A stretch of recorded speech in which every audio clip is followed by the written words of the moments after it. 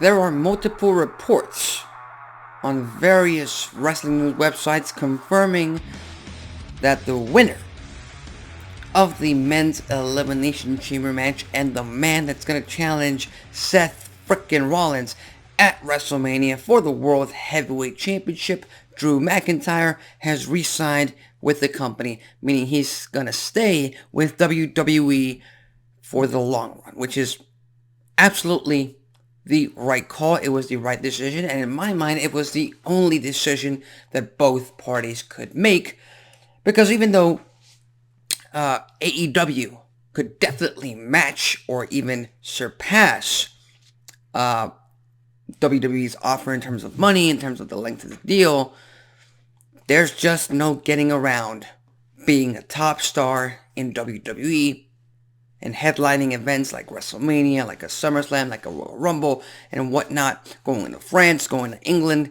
going to Australia. There's nothing like it.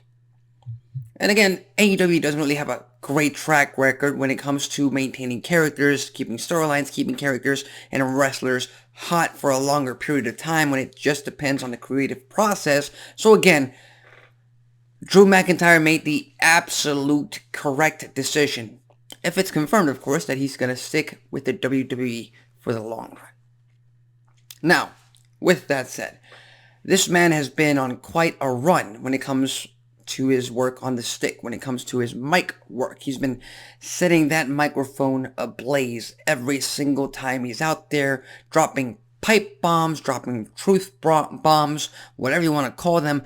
But he's basically, there's a running joke amongst the IWC saying that, well, Drew McIntyre is out there and he is indeed the voice of the voiceless. He voices the opinions and the discontent of the internet wrestling community, and that is what we watch, that is what we witness on a weekly basis from the Scottish Warrior on Monday Night Raw. And it didn't start a month ago. It didn't start in November when CM Punk made his return to WWE. It started before that.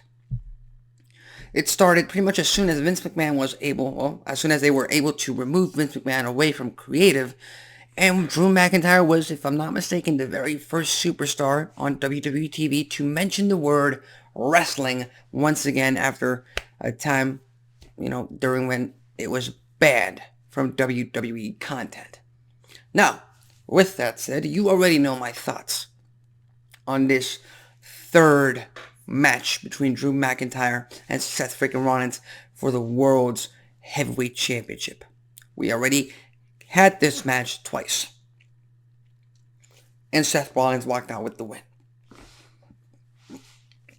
And as much as people might argue that Drew McIntyre carried the company during tough times and that he deserves to have his crowning moment in front of thousands and thousands of screaming fans on one of the biggest stages of them all in WrestleMania, this business is not about deserving. This industry is about what is best for business. As simple as that. Now, I will say this, and again, one of my biggest pet peeves when it comes to wrestling fans has always been, they have to convince me about this, they have to convince me about that. No. You can choose to keep watching, or you can choose to stop watching. It's as simple as that when it comes to a wrestling fan. So no, I will not be saying that, McIntyre and Rollins have to convince me enough to care about this match at WrestleMania.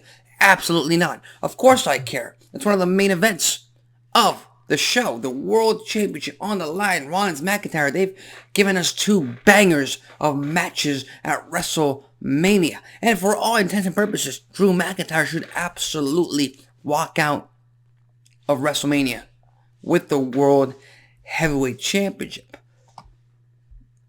But it's not necessarily because he needs to finish his story, or it would behoove WWE to position him as world champion with a lengthy reign so that CM Punk returns down the line and challenges him, and we get that epic feud of proportions that we're about to get later in this year. No, it's not about that. It's about Rollins finally dropping that championship, and Rollins finally being able to take a break. And again, it doesn't go with his character, with Seth Rollins' character. taking a break, being a part-timer and whatnot, but he's not going to be world champion forever. And he is injured. He has been injured for quite some time. So the best move forward is for Drew McIntyre to beat Seth Rollins at WrestleMania, take the world title off of him, and then we don't get a rematch. Rollins goes away for a while, because we don't need a fourth match between McIntyre and Rollins, or a fifth, or a sixth, or however many rematches they want to give us.